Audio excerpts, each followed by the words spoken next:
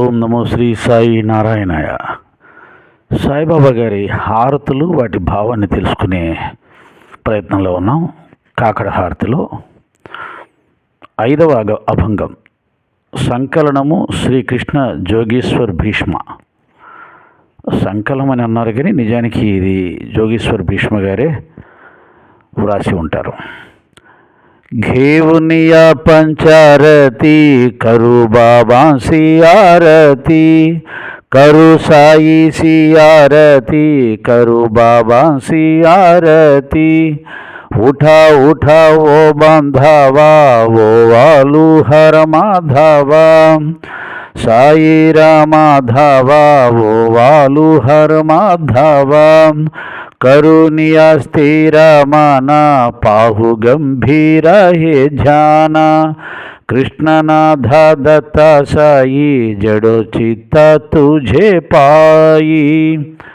తాత్పర్యం ఏమిటంటే, ఓ సాయినాథ ప్రభు, 5 ఒత్తులతో నీకు హారతి ఇస్తున్నాను. 5 ఒత్తులంటే పంచప్రాణాలు అర్పించేస్తున్నాను అని అర్థం. లేవండి సాయి బంధువులరా, సాయి రమాధవునికి హారతి ఇద్దాం. మనం మాత్రమే వెళ్ళి హారతి చేసుకోవడం కాదు, మనతో పాటు ఉన్న బంధుమిత్రులందరికీ ఆ అదృష్టాన్ని కలిగించాలి అనేది సాయి భక్తుని యొక్క ముఖ్య లక్షణమై ఉంటుంది.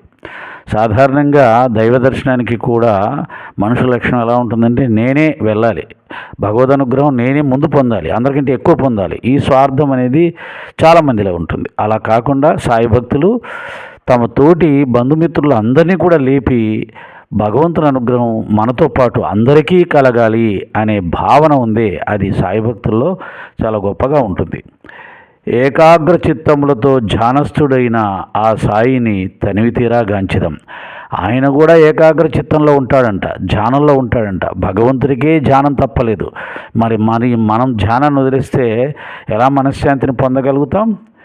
ఈ కృష్ణుని అంటే జోగీశ్వర్ భీష్మ అనే నా ప్రభువైన దత్తావతార సాయినాథ, ఎల్లప్పుడూ మా మనస్సులు నీ పాదార విందములందు లగ్నమగునట్లు అనుకరించండి.